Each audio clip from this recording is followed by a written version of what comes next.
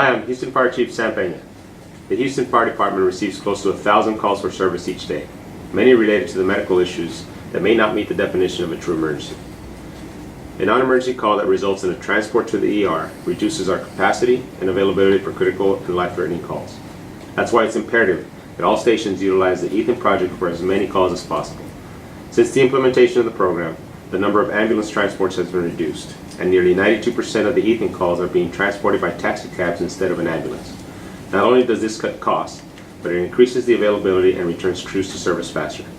I ask that you continue to support the Ethan Project's proven capability to streamline the calls and trim the time it takes to get patients the care they need.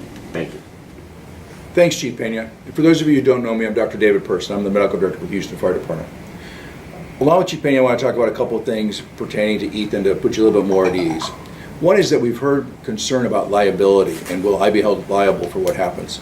And this is one of the greatest things about the EMS program that we've developed here with Ethan, and that is that once you give a good history and physical to the physician and the physician starts making decisions, the liability is no longer on you.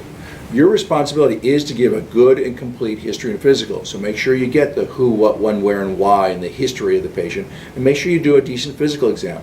You know, and if it's a twisted ankle, you don't really need to listen to the breath sounds and press on the belly. But if it's somebody with abdominal pain, you do need to do a complete abdominal exam and give that information to the doctor.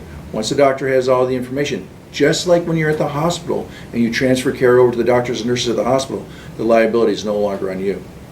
The second thing that we want to talk about is the inclusion and exclusion criteria. And yes, we have inclusion and exclusion criteria posted on the web. And as you read those, make sure that you understand that those are guidelines. So, you know, it talks about pediatric patients. Well, a seriously ill pediatric patient is not going to be a good one for Ethan. But, you know, a child with, you know, who's 6, 7 years old and had a fever for 3 days and a runny nose, that's perfectly good for Ethan.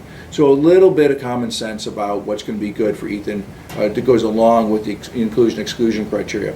One thing I want to point out is patients with nausea, and that's all they've got, maybe a little bit of fever and nausea, and they've been nauseated for a couple of days, that's probably fine for Ethan, unless they're actively vomiting. Cab driver's not going to take somebody who's actively vomiting. Similarly, somebody who's clearly in a lot of pain, even though it may not be related to a serious medical illness, if they clearly look like they're in a lot of pain, the cab driver's probably not going to take them.